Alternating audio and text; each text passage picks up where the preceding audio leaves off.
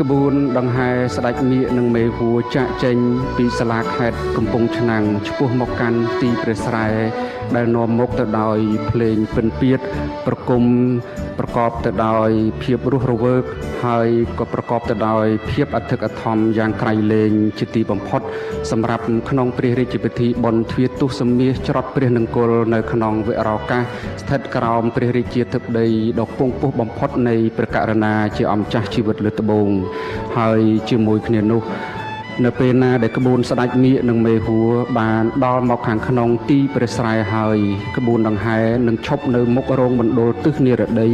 ហើយបន្តដំណើរដោយថ្មើរជើងឆ្ពោះមកកាន់ព្រះពន្លាជ័យ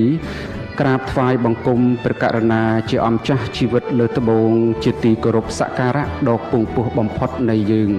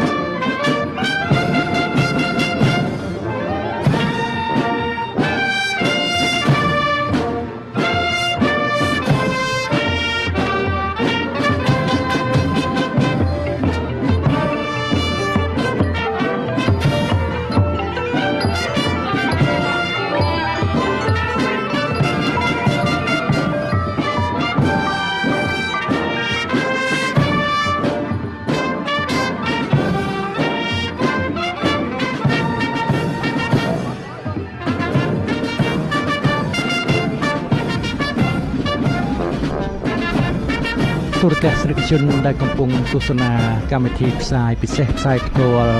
របស់ទូរទស្សន៍ជាតិកម្ពុជាស្ដីពីព្រឹត្តិពិធីច្រត់ព្រះនង្គ័លជាទីគោរពនិងជាទីមេត្រីនៅពេលនេះក្បួនដង្ហែស្ដេចមាឃនិងមេហួរបានចាប់ផ្ដើមមកដល់ទីព្រះស្រែហើយដែរយើងខ្ញុំសូមជម្រាបជូនផងដែរថារបៀបតែងខ្លួនបែបបុរាណមានរបៀបដូចមនុស្សខ្លះមិនដែលប្រទះតម្រាយរាយការណ៍ទុកសពគ្រប់ទេបើពោលចំពោះប្រការដែលសំខាន់តាមមតិរបស់អ្នករៀបរៀងថាតំណាងព្រះអង្គនោះតែងខ្លួនពេញយុះសំស័កជាអ្នកតំណាងព្រះអង្គគឺតែងបែបព្រះរាជវង្សជាន់ខ្ពស់ក្នុងការតែងខ្លួនស្ដេចមាឃនិងមេហួរនេះគឺជាងារគ្រូស្រីល្ខោនព្រះរាជទ្រព្យរៀបចំតែងឲ្យគ្រឿងតែងខ្លួននឹងគ្រឿងដែលពួកបរិពារប្រស្រីកាន់ហែទាំងប៉ុន្មានជារបស់ព្រះរាជទ្រព្យនេះបើតាមឯកសារយោងទូរទស្សនិកជនជាទីគោរពអ្នកតំណាងព្រះអង្គគឺហៅថាស្ដេចមាឃតែងខ្លួនក្នុងរជ្ជកាលព្រះករុណាព្រះបាទសម្ដេចព្រះនរោត្តមតាមបែបចាស់ទុំដំណាលមកគឺស្លៀកសម្ពុតសារបាប់ពណ៌លឿងទុំសំឡុយពាក់អាវសារបាប់លឿងទុំមកក្នុងរជ្ជកាលព្រះករុណាព្រះបាទសម្ដេចព្រះស៊ីសុវត្ថិមុនីវង្សនិងក្នុងរជ្ជកាលព្រះករុណាព្រះបាទសម្ដេចព្រះសីហនុវរ្ម័នមានពាក់ស្រោមជើងពណ៌ខ្មៅផង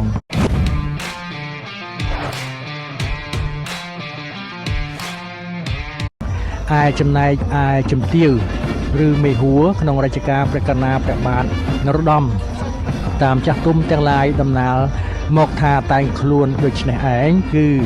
ពាក់សម្ពុតសារបាប់សំឡុយពាក់អាវប្រែបំពង់វែងពណ៌លឿងទុំពានាក្រមាប្រែពណ៌លឿងបៃតងប្រដាប់គ្រឿងពេជ្រនិងពាក់ទំហូរពាក់ខ្សែ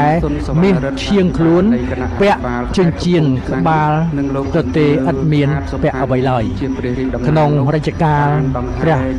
បាទសម្ដេចព្រះស៊ីសុវត្ថិតាមដែលប្រកាសក្នុងកំណត់ព្រះរាជពិធីច្រត់ព្រះនង្គ័លក្នុងឆ្នាំម្សាញ់សព្វស័កពុទ្ធសករាជ2448គ្រិស្តសករាជ100 គ្រឹះសករាជ1905ថាស្លៀកពាក់ហូលមានចោ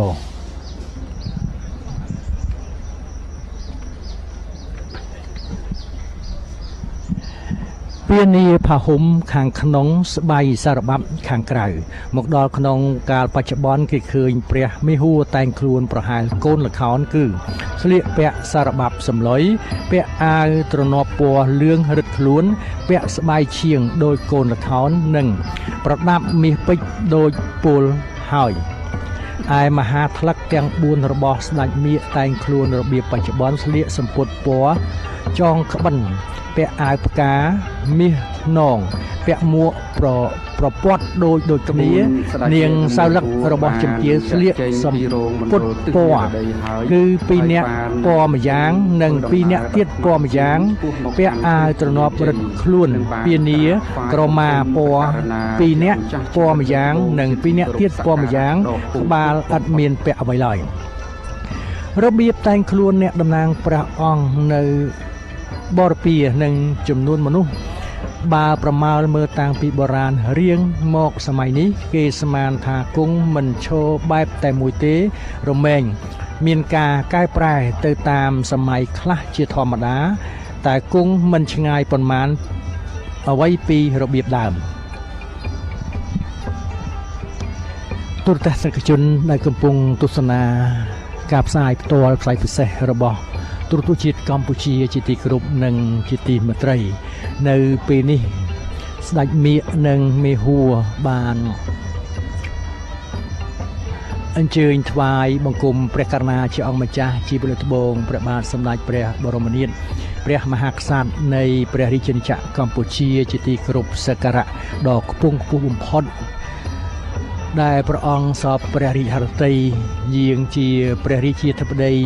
ដ៏ខ្ពង់ខ្ពស់បំផុតនៅក្នុងវរកាសនៃព្រះពិធីច្រត់ព្រះនង្គ័លនៅក្នុងឆ្នាំ2025នេះដែលរៀបចំធ្វើឡើងនៅឯខេត្តកំពង់ឆ្នាំងព្រមទាំងអង្គព្រះរាជពិធីទាំងមូលនៅក្នុងឱកាសនេះស្ដេចយាងសម្រួលព្រះឥរិយាបថនិងអង្គពិធីទាំងមូលគឺគោរពអញ្ជើញសម្រួលឥរិយាបថ